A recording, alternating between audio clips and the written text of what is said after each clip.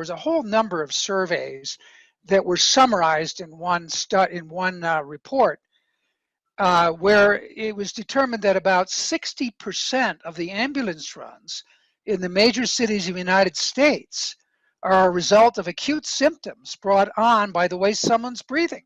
Wow. It can precipitate such profound kinds of physiological changes and the symptoms associated with those that people call, what we call in the United States, 911, which is the emergency number to get an ambulance. Okay, now those kinds of statistics also had a profound effect on my interest, because I realized at that point that there are so many people out there. In fact, in this country, we're talking about tens of millions of people who suffer from radical symptoms brought on by the way they're breathing. And then they don't know what to do with those symptoms. Just like when we all have symptoms, we try to come up with an explanation. Why do I have a fever? Why do I have pain in my belly? Why do I have these symptoms? And so they go to their knowledge base, and they use that knowledge base as a kind of explanation. Or they go to the doctor, or they go to a therapist of some kind. They read a book or something, and then they kind of come up with a hypothesis as to why they have those symptoms, and they may even come up with those explanations with the doctor they're visiting or some other healthcare practitioner. Wow. And these explanations may have virtually nothing to do with the source of the problem.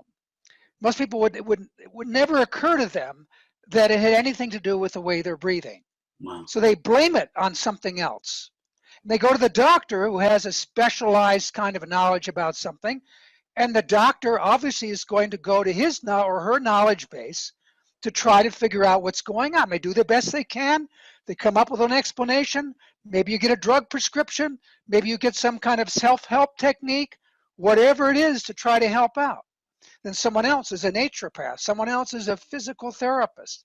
Someone else is, a mental health counselor.